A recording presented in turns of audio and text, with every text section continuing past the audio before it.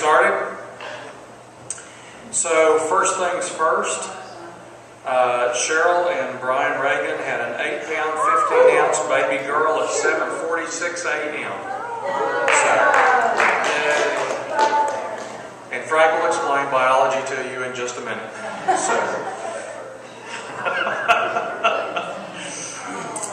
So welcome to the next in our Worldview U series. Today's topic, of course, is science and faith. And it's my pleasure to introduce our speaker to you, Dr. Frank Dalton, who you all know. Frank got his bachelor's in chemistry from the University of North Texas, his PhD in analytical chemistry from the University of North Carolina in Chapel Hill. Yeah, and then for many years he was a professor of chemistry at Grove City College in Pennsylvania, which, as most of you probably know, is a well-respected Christian university. And now he's the general manager, is that your title, at Pine Instrumentation here in Durham, and employs about half of Christian Assembly Church. So please welcome Dr. Frank Dalton.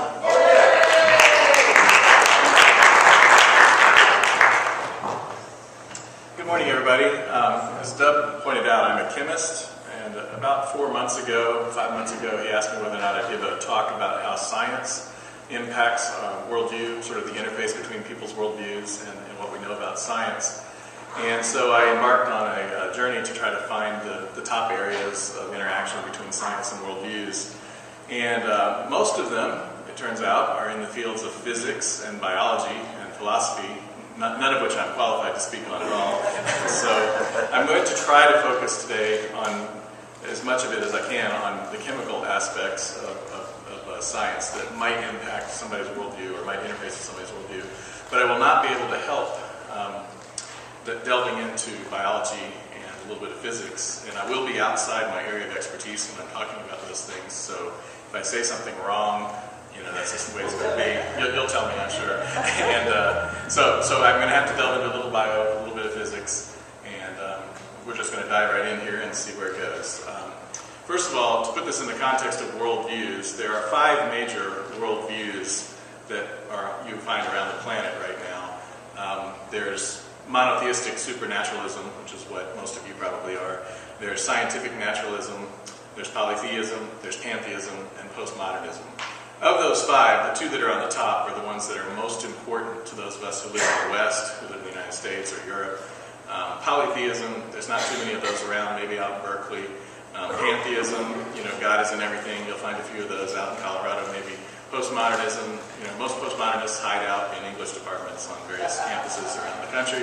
But by and large, if you just look at the popular culture, look at the vast majority of people in the United States and in Europe and other places in the West, it's basically a battle between the people who believe in God and the people who don't, the atheists, the theists. And so most of us are either monotheists or we're naturalists here in the West. And the main players within our culture are, first of all, the monotheists are the Jews, the Christians, and the Muslims. And then the naturalists tend to dominate academia, government, and the media. And what that means to us in our weekly existence is that on the weekend, we're sitting around mindful of God and mindful of spiritual matters if we're monotheists.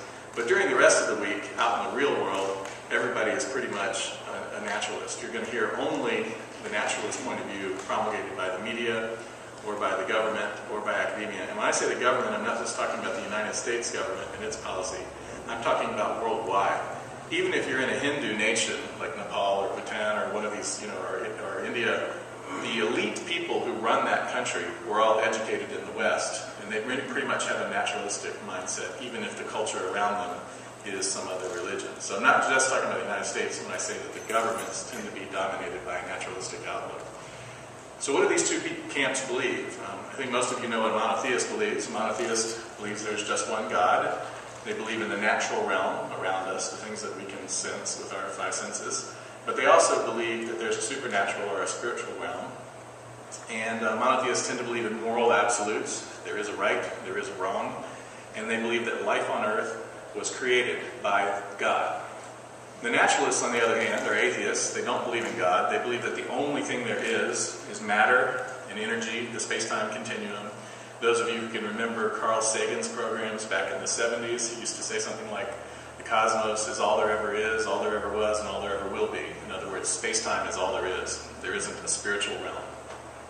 Naturalists tend to be relativists when it comes to moral issues, and fundamentally they believe that life on Earth evolved by a series of naturalistic steps, by chance. We just sort of came up out of the primordial soup, and here we are. So those are the principal differences between the two camps. So we've got this conflict now, and it heats up sometimes and it cools off sometimes. It just depends on the political whims of what's going on in the country at the time. Sometimes there's dramatic court cases involving a discussion of monotheism versus naturalism. Sometimes it shows up in the political realm between two candidates and what they believe. But this is a major conflict, a major worldview conflict that goes on in the West. So the question is, how did we get here? Because we didn't start here. If you go way back in time, I picked a random year between 0 and 2000. I picked the year 814. That's right after Charlemagne finished consolidating power in the Holy Roman Empire. If you looked at a map of Europe back then, everything's monotheistic. Everything. You've got a bunch of Christians and Jews and Muslims all living together, sometimes in harmony, sometimes not. The only polytheists you run into in Europe around that time are up in the north. The Vikings, I think, were still worshiping Thor and Odin and those folks. But pretty much, in the year 814, everybody believed in one God, and that the universe came from that one God. And so if you go back in time to the year 814 and start asking some of life's important questions to a guy you happen to run into on the road, you ask him who's in charge, he's going to say the king's in charge. You ask him why is he king? Well, God made him the king. You ask him, why are you here? He'll say, well, God made me.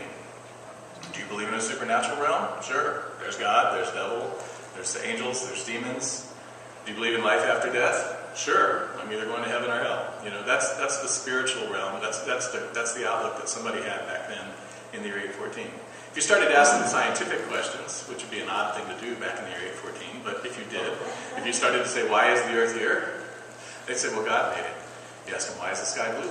Well, God made it blue. How do birds fly? God made them fly. Why is there thunder? God's angry. Why do planets move? God makes them move. You're probably starting to detect a pattern in the answers to these questions. God explained everything that was unknown during that point in history. The state of scientific knowledge in the year 814 in the West, not necessarily in China or in Saudi Arabia or anywhere out there, but in the West, the state of scientific knowledge was pretty slim. We had practical information, practical scientific information. We knew how to do metalworking. We could make weapons and jewelry and tools out of metals. We knew agricultural things, like how to take care of our chickens and cows, other practical stuff. But we did not know anything about how planets moved or why the sun was big, yellow, and hot, or any of those kinds of things. We didn't really understand or care, really, about that stuff in the West back then. Any of that stuff we just attributed to God. That was our explanation. That concept of taking anything you don't understand and attributing it to God is sometimes called the God of the gaps concept. Whatever we don't know, that's the gap in our knowledge. And so we say, well, that's over in God's realm. God did it. And the God of the gaps explanation might be satisfactory to somebody living on a farm in the year 814 who only has to worry about milking their cow. But the intellectual folks back then were not happy with that answer. After a while, they went for several millennia happy with that answer, that just God takes care of all that. But after a while, some people started to ask questions like, can't we know a little bit more about this stuff we don't understand? And so some of the smarter monotheists of the day started looking for better answers to questions like those ones that we were looking at on the previous slide. Some of the first monotheists to look into things a little more deeply and start thinking scientifically were actually Muslims. There was a period of history when the Arabian Peninsula, and Persia especially, had a lot of wise men. Even Daniel, was one of the wise men that lived in that part of the area. But in the year 1000 AD, some of these guys started putting together more what we would call scientific thinking patterns. And they started making observations and predictions and doing experiments. And those were the beginnings of what we now call the scientific method. About 100 years later, our European forebears, they were looking to some of that stuff that was coming out of the Middle East. And they were able to start making advances in optics and astronomy as well, primarily by using this tool of observation and testing and hypothesis and experimentation.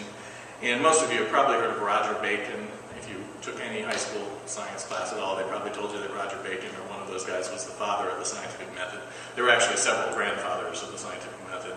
But these guys, this other guy, Bishop Grosseteste, I mean, they all were the first scientists, and they were all monotheists. They all believed in God.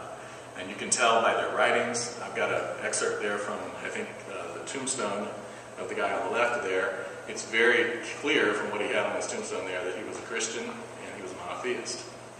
So science came out of monotheism. You need to keep that in mind. And, you know, what they started to think back then was, okay, the universe is very complex and it has an underlying order. God made it, it has an underlying order. We can figure it out. If we study it closely enough, we can start to detect patterns in nature and explain them. And we don't need to just throw up our hands and say, well, God did it. We don't have to invoke the God of the gaps concept. We can actually look at what God made, study it, and experiment with it. And that was a big change back then, 1,000 years ago, or whenever that change happened. Prior to that, people just sort of sat back and thought. They never really got up out of the chair and tried things to see what would happen. They just sort of used, inductive and deductive reasoning to try to figure out why things are. They didn't do experiments. So this was a big transformation that occurred at that period in history. And so they brought us what we call now the scientific method. And rule number one of the game of science is that we use the scientific method to try to expand our knowledge. When you were in high school, they probably presented the scientific method to you as a series of steps that you take, like sequential. Start here, make a hypothesis, make some measurements, draw a conclusion from the results. Very linear. It turns out the scientific method is more like a cycle. You're constantly going round and round in circles in science, learning more and more and more and more. You might start with a hypothesis, and then do some experiments to verify that hypothesis, take some data, and then find some findings. But those findings invariably lead to more questions, or another hypothesis, or a more refined hypothesis. We're continually refining our understanding of the universe. And I'm going to give you a simple example of how that works as a cycle, rather than as that linear thing they taught you about in high school. We might make a hypothesis that heavier items fall faster than lighter items. We might think that. Perhaps we were outside, we saw an apple fall fast, we saw a feather fall slowly, so the feather must be lighter than the apple. Gosh, I guess that means that heavier things fall faster than lighter things. And so we construct an experiment. We say, okay, we're going to get an elephant and a very small person wearing a red cap and drop them off of a tall tower. Okay? So you get a little stopwatch, you take your elephant and your little guy up to the top of the tower, and you drop them off, and you time how long it takes for them to hit. After you've constructed that experiment and performed it, you now have some data or some results, and you realize the elephant took 5.9 seconds to fall off the Washington Monument. And guess what? The small person also took 5.9 seconds to fall off the Washington Monument. So you realize your initial hypothesis is wrong. Okay? Heavy things don't fall faster than light things. They both fall at the same speed. And so then you might conclude, well, all objects fall at a constant velocity because they both hit the ground at the same time. But you got to test that conclusion. And so now we're going around the circle again, and we're now going to have another hypothesis that says that things fall at a constant rate. So if I drop an elephant off of a building twice as tall as the Washington Monument, it should take twice as long for it to hit the ground. So we don't have to repeat the part of the experiment where we drop the elephant off of the Washington Monument. We already know that took about 6 seconds. So we're predicting that the Eiffel Tower, which is about twice as tall as the Washington Monument, it'll take twice as long for the elephant to fall. So we're expecting it to go splat after 12 seconds. Well, when we do that experiment, we see, oh, the elephant only took 8 seconds to fall off of the Eiffel Tower, not 12 as predicted. What that means is our hypothesis that things fall at a constant velocity is wrong. We expected 12 seconds, but it went a lot faster. So now we conclude that objects don't fall at a constant velocity. They seem to accelerate on the way down. So now we have a new hypothesis. Objects accelerate as they fall. And so on and so on. It just keeps going round and round the circle. So now we have to test this idea that they accelerate. And that's how things started out, way back. Galileo, I guess, was the first guy to drop things off the Tower of Pisa or something like that. But we went from that to Newtonian mechanics, to relativity, to quantum mechanics, to the moon. Just building on observations as we go along. So this is a cycle. The scientific method is a cycle. Now, this cycle of inquiry is continually pushing back against the unknown. The amount of stuff we know is always growing. The amount of stuff we don't know is always shrinking. And so if you're the kind of person that puts your faith into the God of the gaps, you're in trouble. If you're the kind of person who goes out at night, looks up at the stars and says, wow, look at all those stars. I don't know how they could have got there. I don't know what they are. There must be a God. You're in jeopardy if that's the way your faith works. Because next week, the scientists might explain to you that the stars are just hot balls of gas and this is how they got there. And we didn't need God to explain how they got there. And so that little part of the world that's unknown just got shrunk a little bit more. And if your faith is in that God of the unknown, that God of the gas, you're basically going to eventually not have a God left. And actually there are some people who promulgate that concept, that eventually we will know everything, there won't be anything unknown, and we won't need God anymore. Okay, so it's a bad idea to put your faith in the God of the gas. No less an individual than Dietrich Bonhoeffer actually talked about this subject. He said it's wrong to use God as a stopgap for the incompleteness of our knowledge. If the frontiers of science are continually being pushed back, and they are, then God is being pushed back with them, and therefore God must be continually in retreat. We are to find God in what we know, not in what we don't know. So you want to focus on what we've already discovered with science. You want to focus on what's already known about the universe when you look for God. Don't focus on the unknown and put your faith in that unknown part. So that brings us to rule number 2 of the game of science, which is that God may have made the universe. You may believe that, you may not, but God may have made the universe. But we will never, ever, ever, as scientists, invoke God as an explanation for something that we are looking into.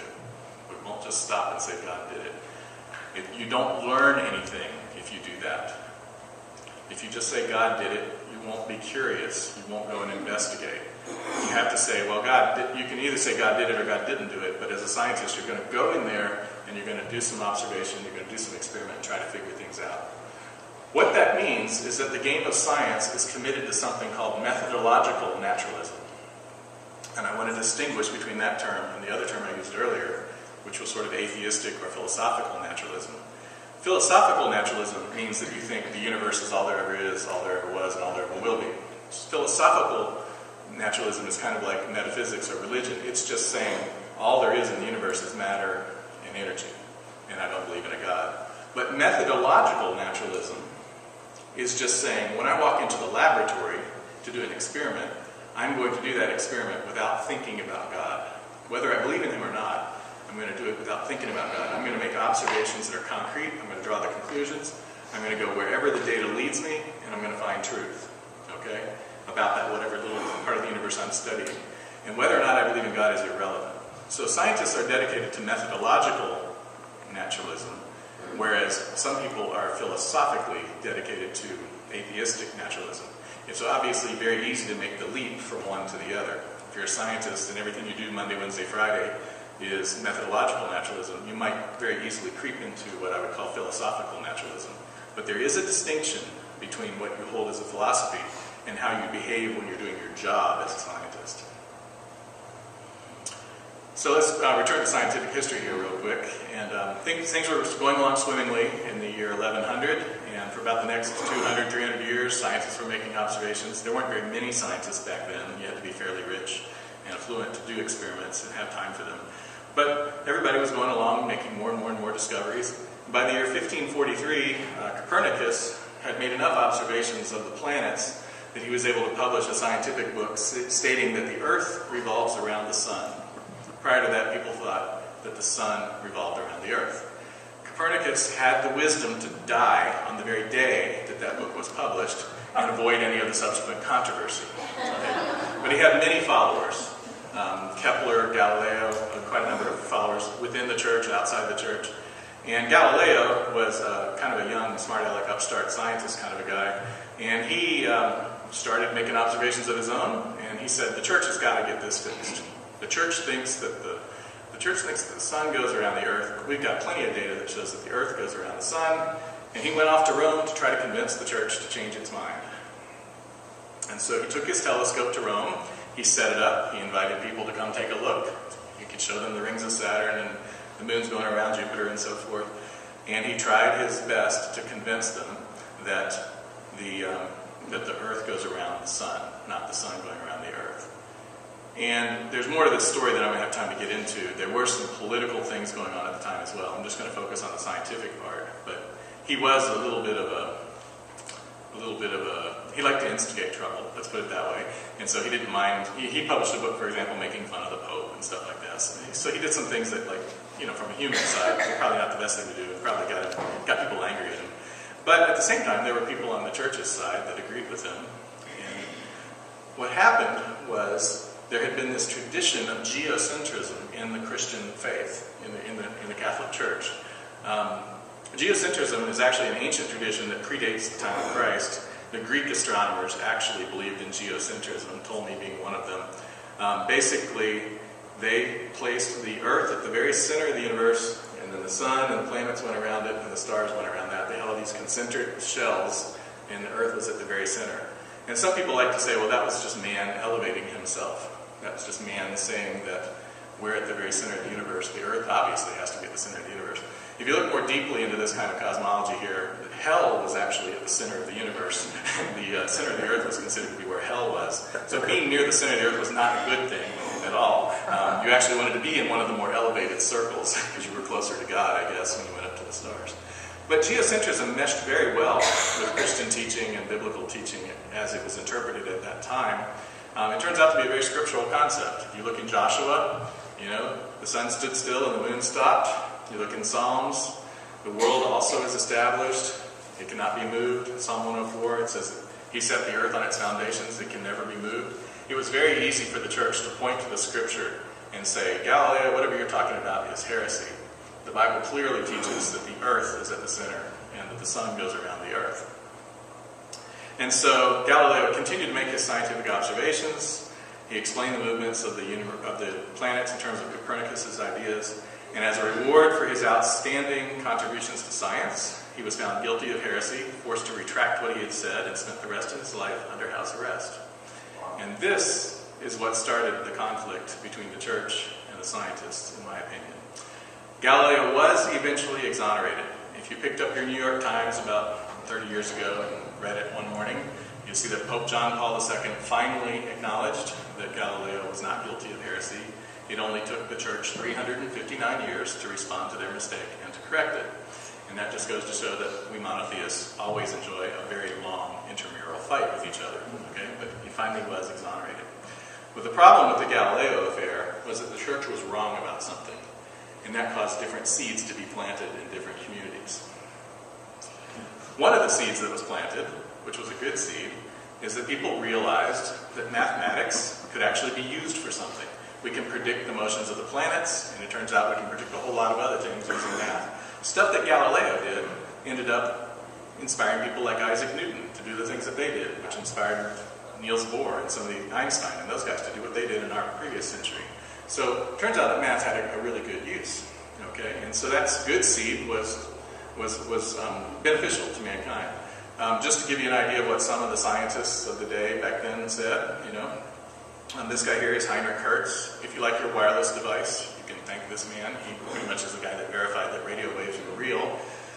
He says, one cannot escape the feeling that these mathematical formulae have an independent existence and an intelligence of their own, that they are wiser than we are, wiser than even their discoverers, that we get more out of them than was originally put into them.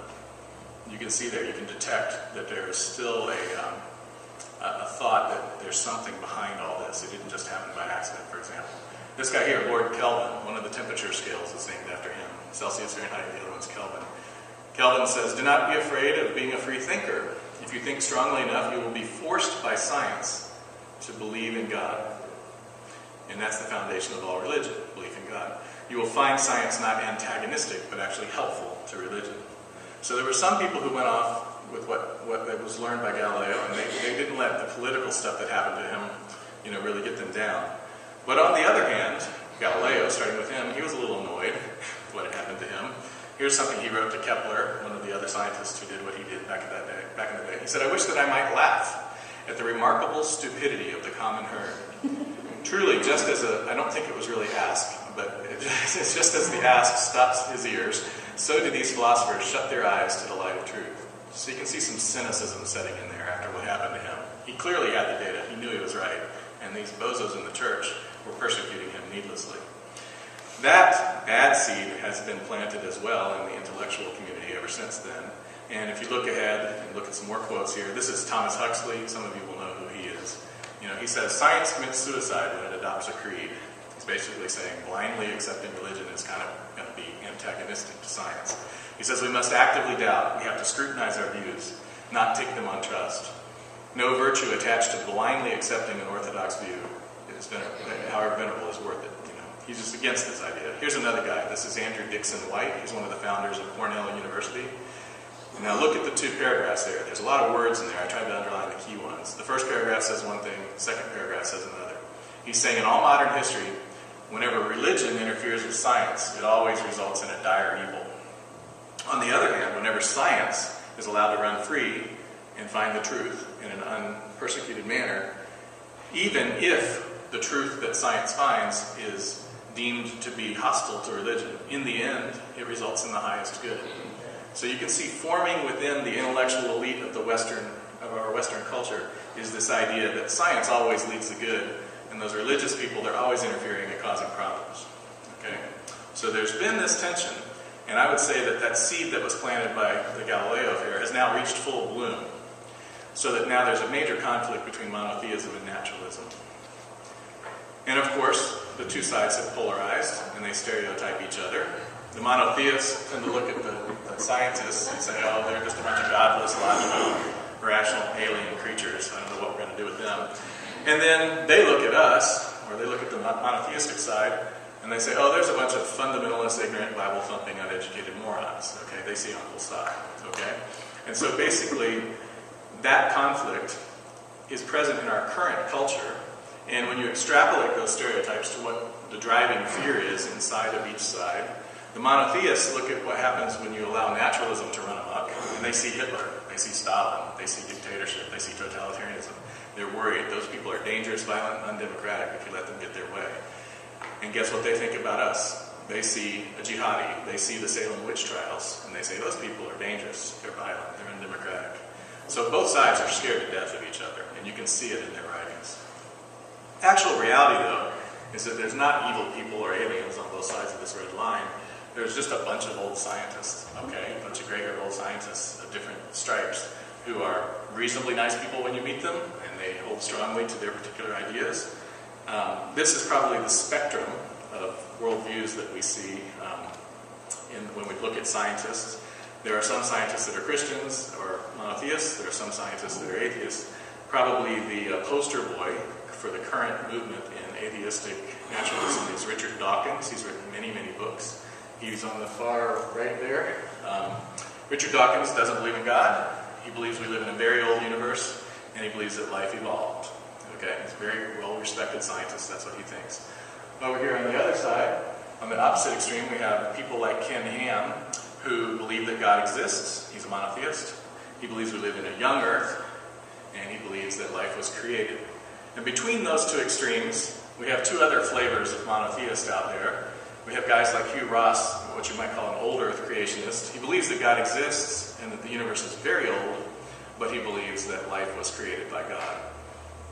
And then Francis Collins, who you guys might recognize his name, he's the guy who headed up the Human Genome Project a few years back. He's currently the director of the National Institute of Health in the current administration.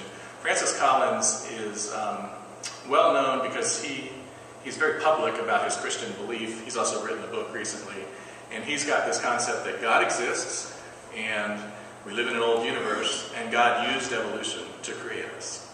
Okay? So those three flavors of monotheism are out there right now amongst Christians or Muslims or Jews who are scientists.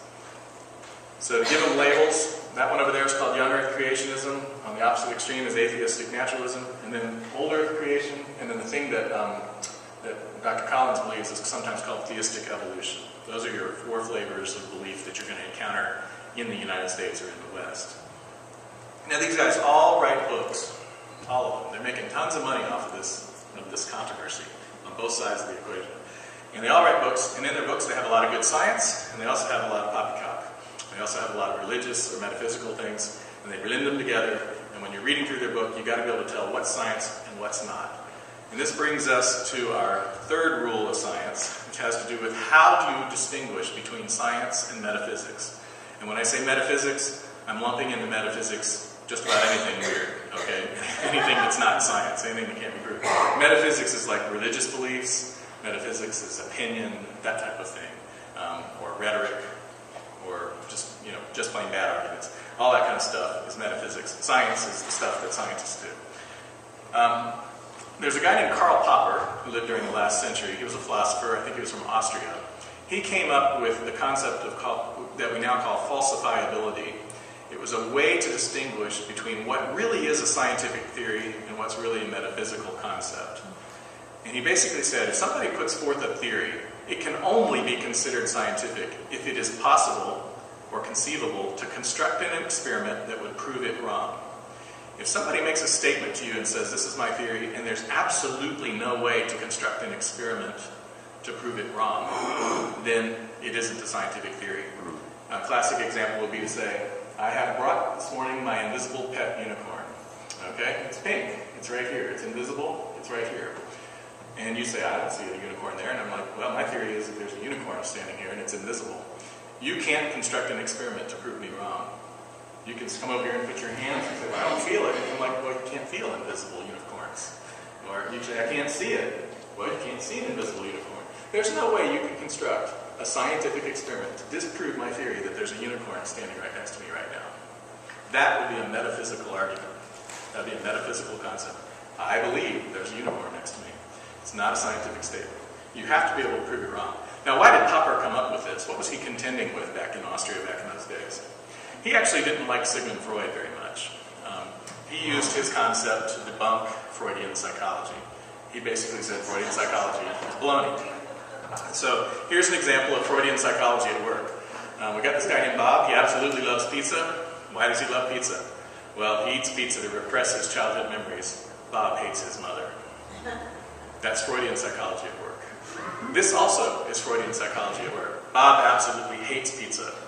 Why? Well, pizza reminds Bob of being force-fed as a child. Bob hates his mother.